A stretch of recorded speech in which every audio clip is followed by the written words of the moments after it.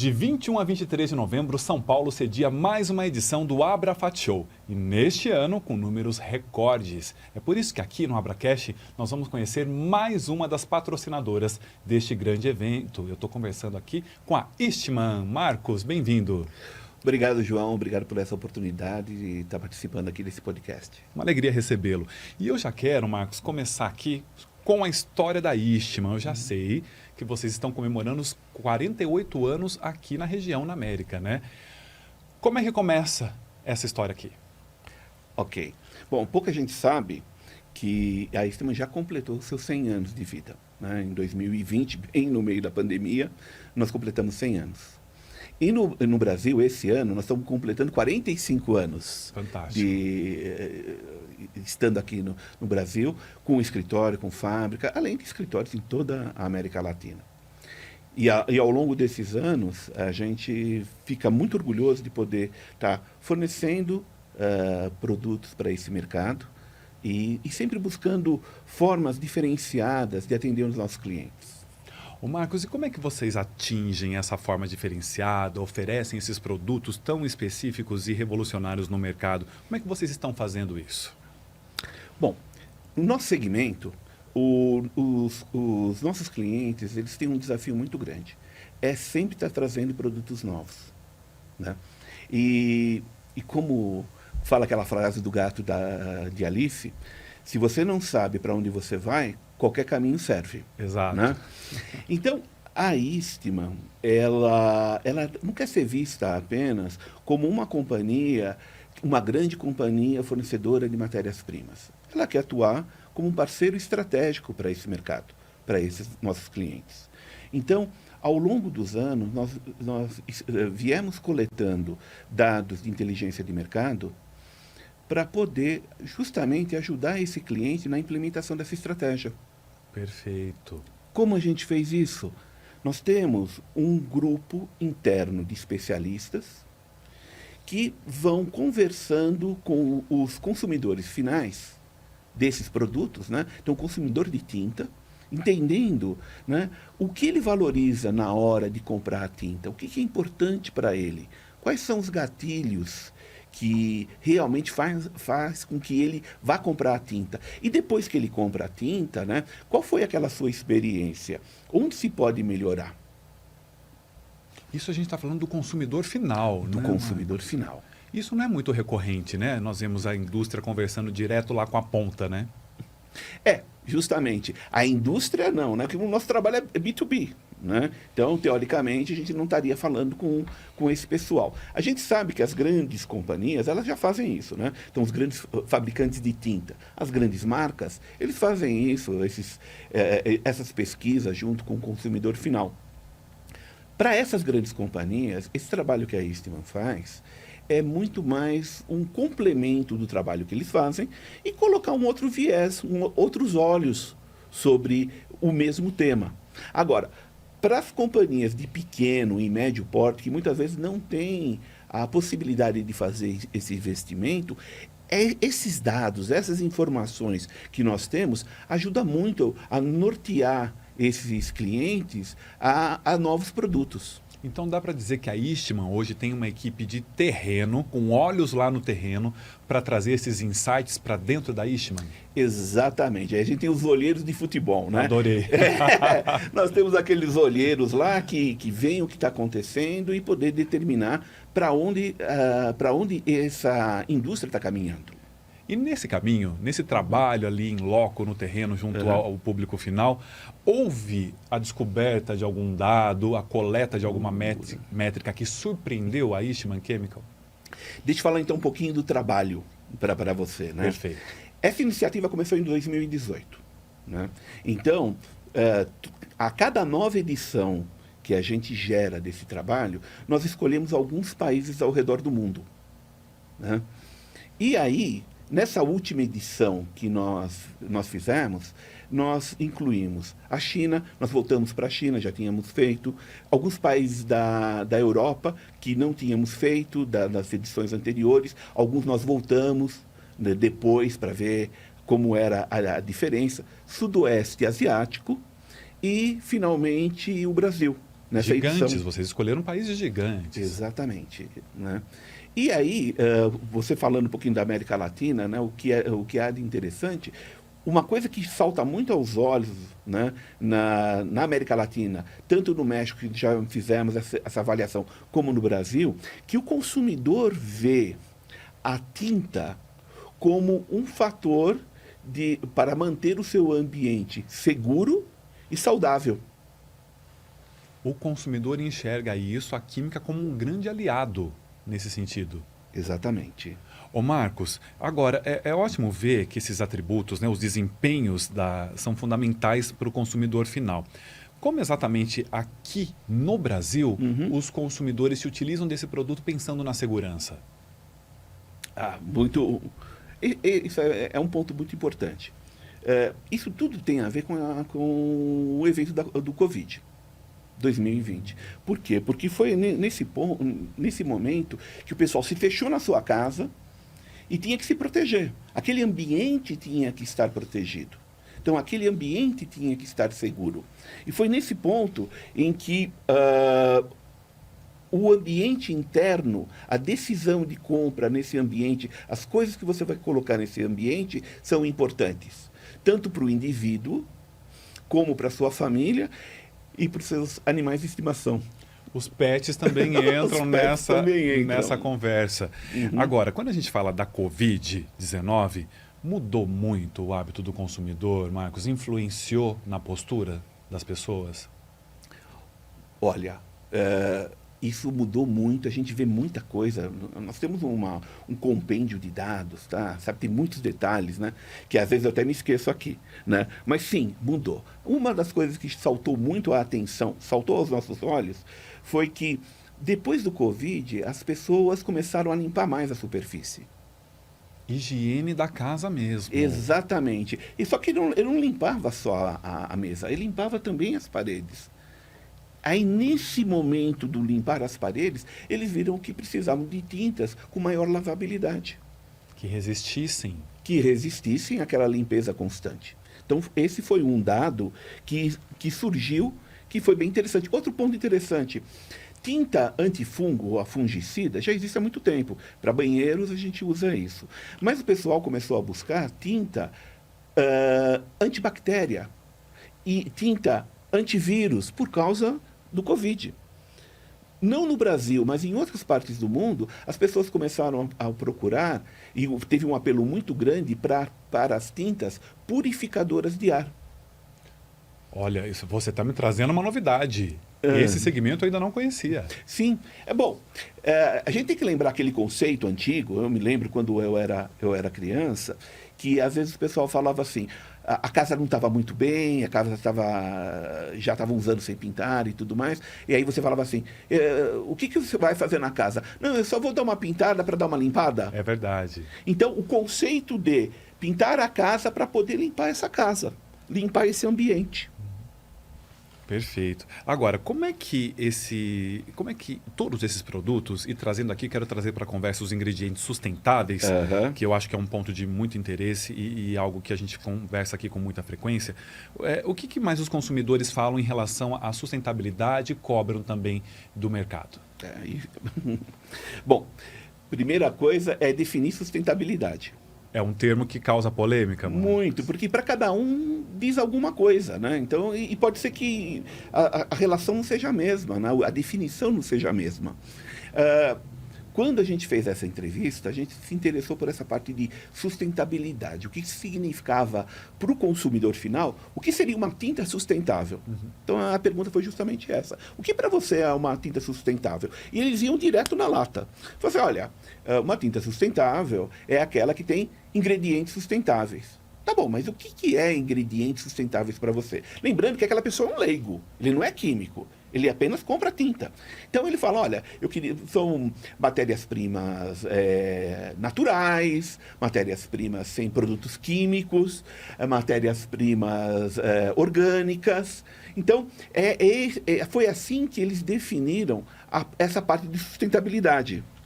E para o consumidor, o que é uma tinta sustentável? Então eu estou lá numa loja, eu preciso identificar um produto sustentável? Quais são as premissas que eu devo estar de olho para saber se é ou não? Aí que está o ponto.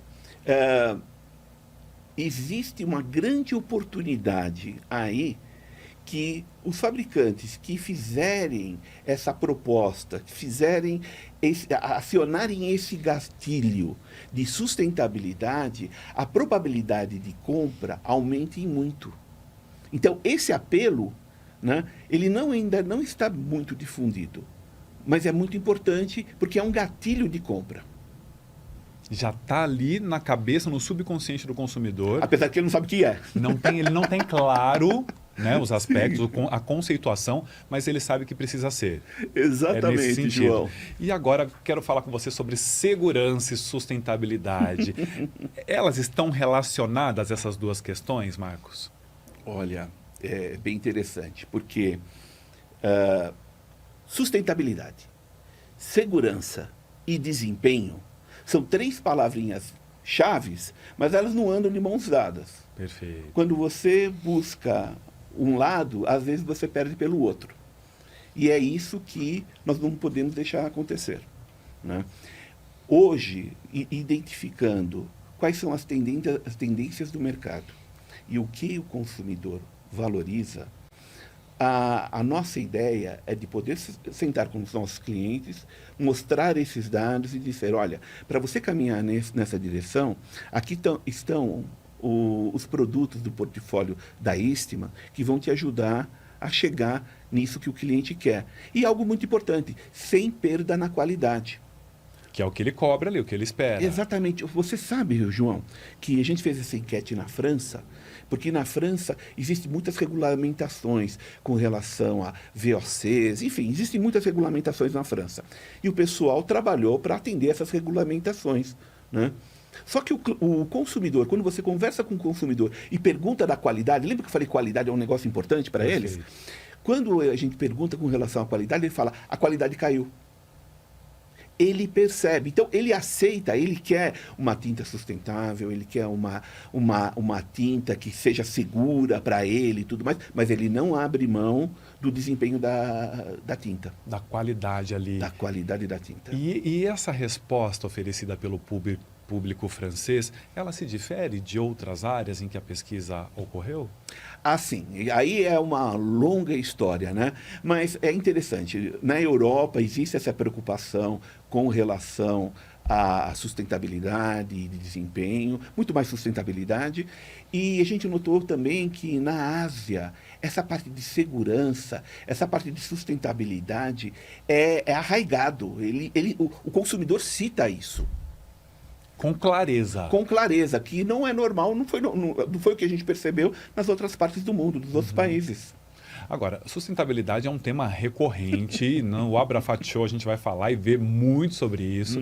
Já entendi aqui o ponto de vista que você está me passando, de que é amplo e cada pessoa puxa a sustentabilidade ali por uma vértice. Mas eu quero entender, Marcos, como que a Eastman aborda esse conceito mais amplo de sustentabilidade para o mercado?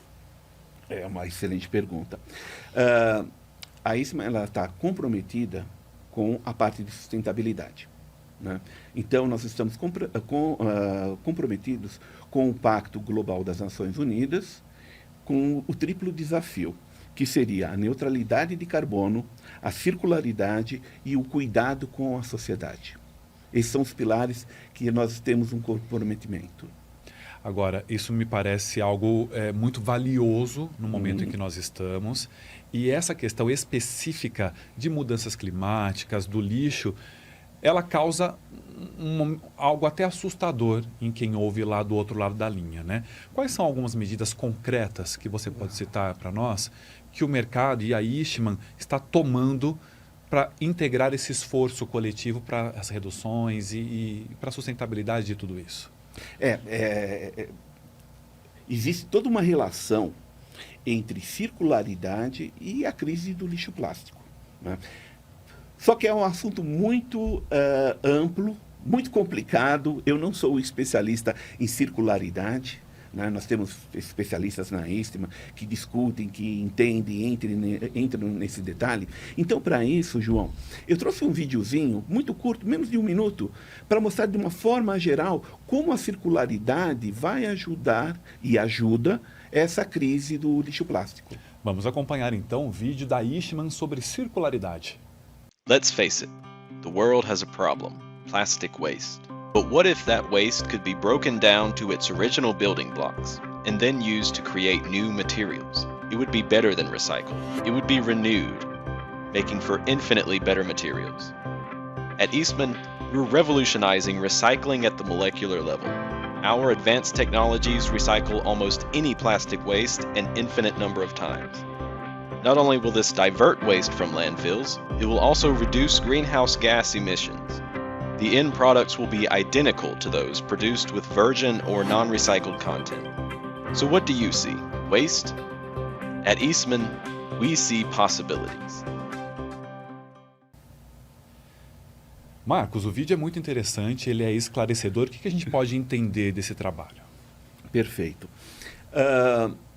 Como você viu no vídeo, existem tipos diferentes de reciclagem. Existe a reciclagem mecânica, mas a Eastman ela foca na reciclagem química. Esse que é o nosso grande trabalho hoje, né? Se nós olharmos ao redor do mundo, são produzidos em torno de 300 milhões de toneladas de produtos plásticos, todo ano. Ao ano? Ao ano. Desse montante, apenas 16% é recolhido para poder fazer a reciclagem desse material. De fato, é muito assustador. Mas desses 16, só 12 realmente é reciclado. Então, olha o gap que tem. Então, quando a gente fala de reciclagem, o que você pensa? Eu vou pegar uma garrafa, eu vou lavar essa garrafa, eu vou triturar essa garrafa e vou fazer outra garrafa. Perfeito. Você está voltando com esse material para o mercado. O grande desafio, a grande limitação da reciclagem mecânica é que ela não atende a todo tipo de plástico. É muito limitado. Então, uma boa parte desse plástico, que até é recolhido, ele acaba no aterro sanitário. Esse é o grande problema. Agora, com a reciclagem química, você endereça justamente esses outros plásticos que você tem aí, que a reciclagem mecânica ela não vai poder utilizar. E com isso, você se torna aí um trabalho muito mais completo, que você deixa só de trabalhar com as embalagens que você está reciclando, mas também você pode pensar naquelas fibras de poliéster das roupas, fazer essa reciclagem de carpete, reciclagem de para-choque de carro, fazer toda essa reciclagem com a reciclagem química. Ô Marcos, a reciclagem química é a molecular, é que vai lá na molécula mesmo? Exatamente, é isso aí. A ideia é que você pega esse material plástico, você faz a reciclagem química e volta à condição mínima, né? Volta aí a poder fazer novas matérias-primas com ele. E ela chega a substituir a reciclagem mecânica? Opa!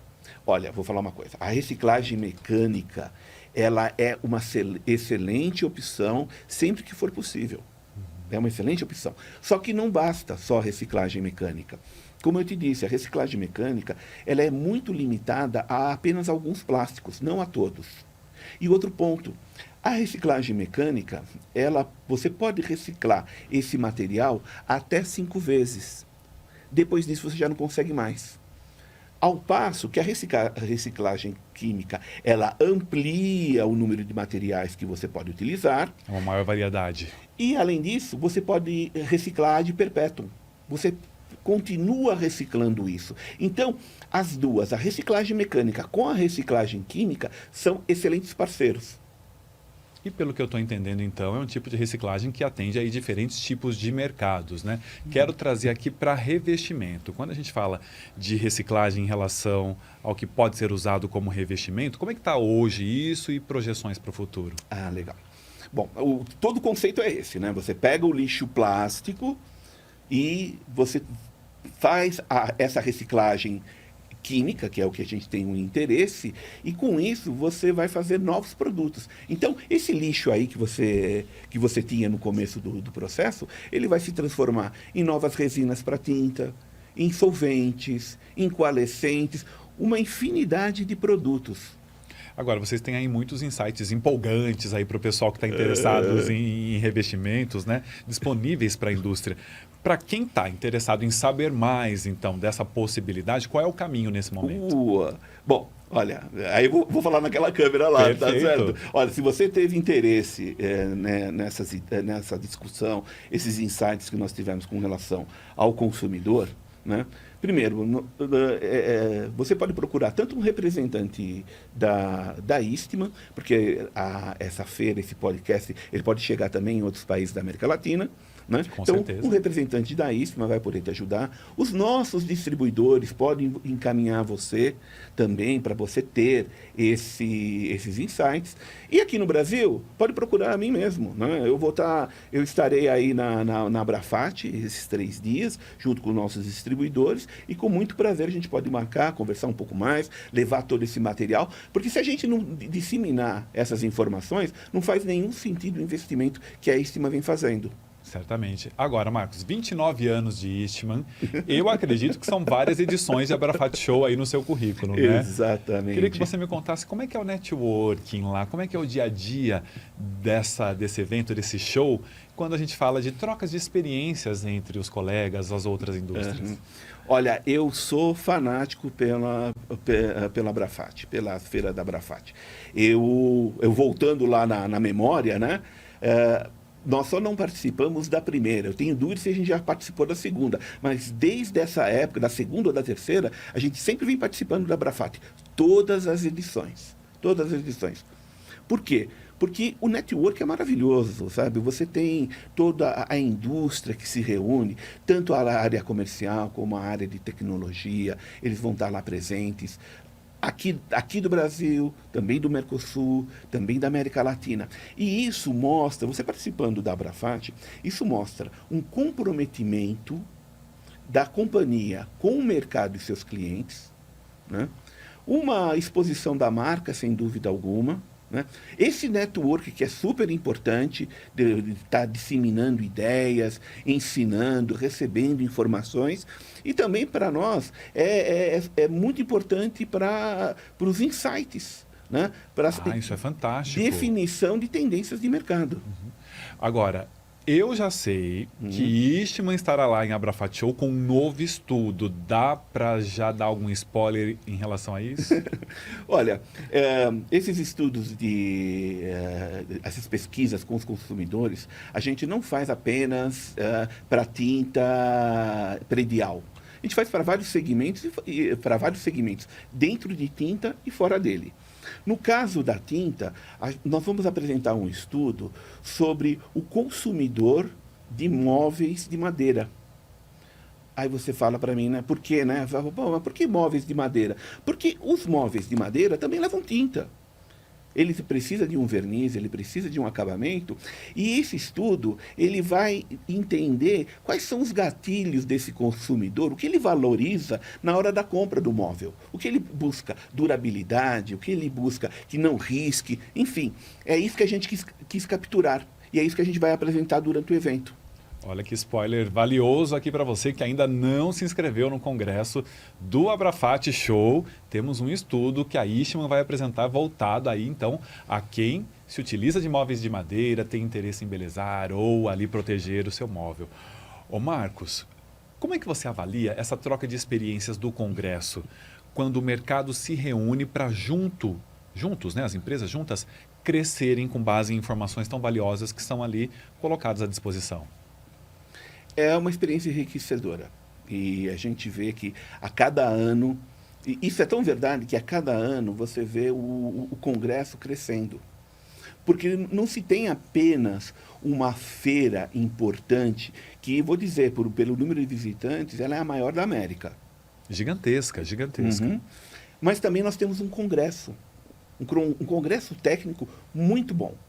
Então, aqui o evento ele está para toda a comunidade, não só para a parte comercial, mas para a parte técnica, né? Então, você tem lá, passando pelos corredores, toda uma comunidade desse segmento, buscando informações e trazendo informações.